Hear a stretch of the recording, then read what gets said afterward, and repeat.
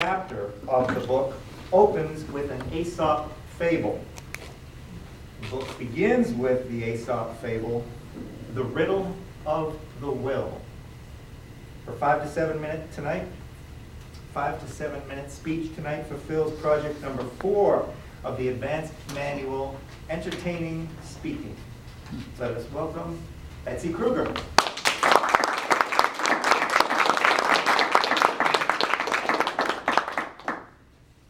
So what does prosperity mean to you? Is it being attractive as a person? Does it mean being really fun, having a wonderful time? Or does it mean achievement? We're going to explore what prosperity means by looking at a fable called The Riddle of the Will.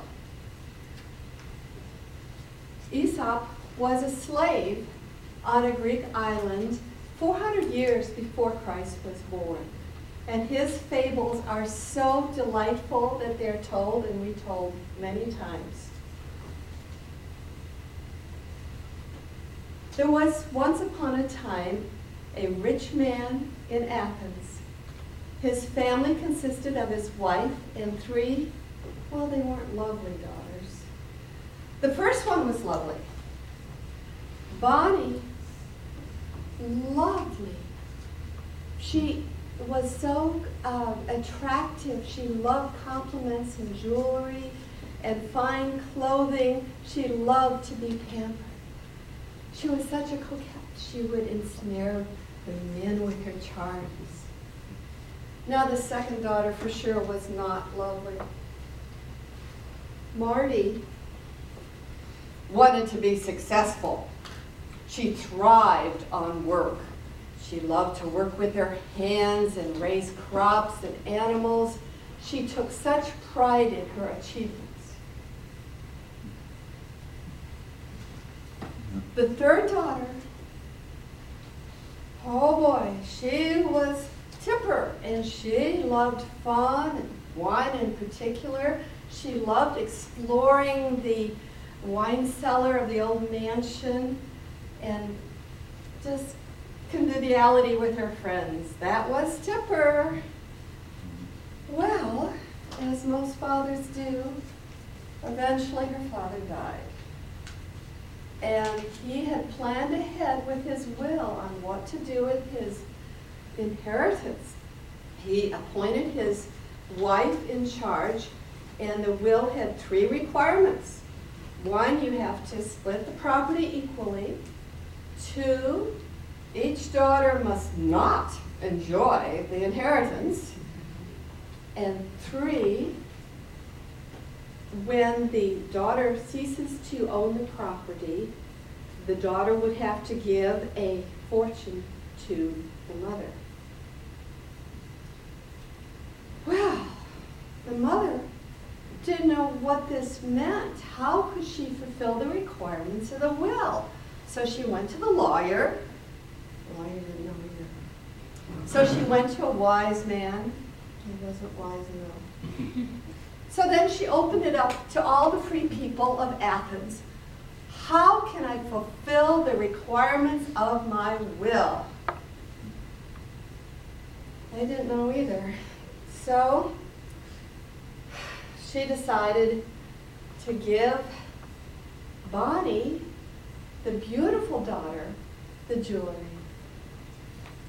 And she decided to give Marty, the success-oriented daughter, the farm.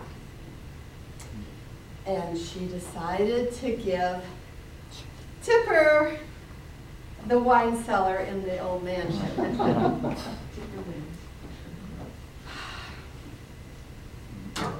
Well, Aesop jumped up and said, "Your husband will turn over in his grave. You are not interpreting this will right."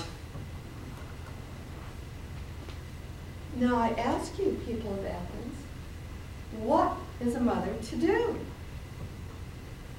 Does anybody have any idea of how to solve the riddle of the will? Aesop did. He knew the solution. Bonnie doesn't get the jewelry.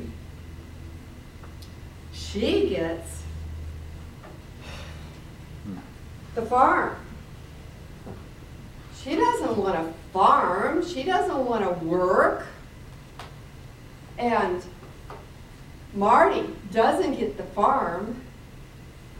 She gets the wine cellar in the old mansion. And then Marty doesn't get the wine cellar. She gets jewelry. What can you do with jewelry if you just want to drink? So all of the daughters were exceptionally unhappy. They did not enjoy their inheritance. So they sold off their property, and that meant they had to give a small fortune to their mother, and the will was fulfilled. Now the moral of the story is, people only treasure that which fits their personality. Now what are you? Are you Bonnie who loves to be attractive? Or are you a Marty who wants to be successful?